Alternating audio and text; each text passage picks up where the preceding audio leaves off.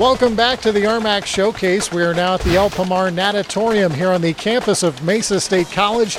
It is a state-of-the-art Olympic-sized pool, and the man who helped bring this facility joins us now, the president of Mesa State College, Tim Foster. We've heard a lot about this facility, but you really have to see it to really understand how nice it is. It's a wonderful facility. It's kind of emblematic of what we've been trying to do here on campus, which is to flip everything around and really raise everything we do just to the top of the heap. We came out here last in 2008. There was a lot of construction going on, still a lot of construction going on, but a lot of things have been accomplished in the last couple of years.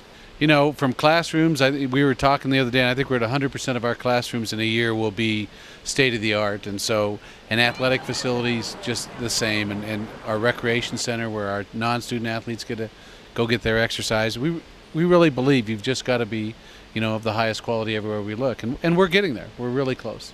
This is our fall sports preview, so students coming back to campus. I know most places we've been, enrollment is up, and it looks like that's the way at Mesa State College as well. We'll be up double-digit again this year, and again, it just tells you that students pick these institutions, these size of institutions. We think, our focus is on teaching and teaching undergraduates, and so 90% of our classes are less than 30 students. We have some as a little larger than that, but we have nothing that's bigger than 100 students. We don't do the 1,000 at a time. It's really a quality equation that I think students are saying, why would I go somewhere where I'm in a 1,000-seat lecture hall? So the good news is enrollment is up. Now it's an election year, all kinds of talk on the news about budgets and the state budget in particular and how it might affect higher education. What have you in place here at Mesa State to kind of brace for what could be potentially budget cuts from the state to your college? Well, we're going to make Butch Miller, the AD, go out on North Avenue and sell more tickets and see if we can't raise some money that way. And assuming that his handsome face doesn't quite get that budget fixed, we budget very conservatively, which is kind of surprising or contradicted, it seems, by all of the expansion and everything else. The reality is that we have girded ourselves for this. You've seen it coming for 30 years, and so we'd love to see the state maintain that social contract and value higher education. Unfortunately, I'm afraid some of those entitlement programs are going to suck most of the air out of the room.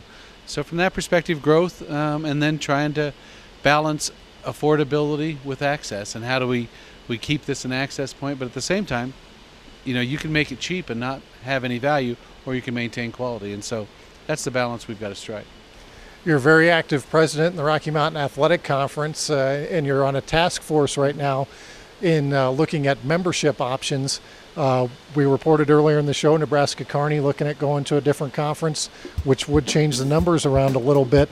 It's kind of an interesting situation in the RMAC with we're spread out here in the West, and there's not really an easy answer, is there, for what to do with membership? It's the creative thing. Interestingly enough, you can actually grow substantially and then create little sub-regions and potentially save. Travel's the big cost driver, so save some money that way. Or we can shrink. We could go to a kind of Colorado and very regional, probably Chadron and a couple of other schools. And, so you can sense that the conversation spans really the possibilities, and so we'll see.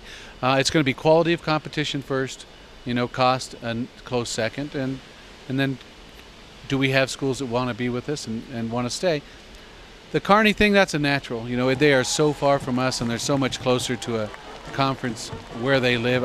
You kind of wonder why they haven't jumped earlier, and quite frankly, I think for everybody in the conference, it reduces all of our travel because they are the farthest, longest trip that we've got.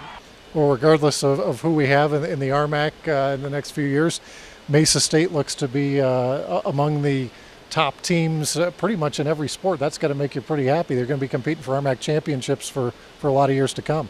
Makes me happier when we have, all RMAC academic participants, and, we host a dinner at my house in the fall and the winter and the spring for those student athletes, and I tell you, they're just remarkable kids. And I was out watching practice, and, you can point it at, quarterback, 4.0 GPA, center who's got a 3.6, 3.8, he's a great kid.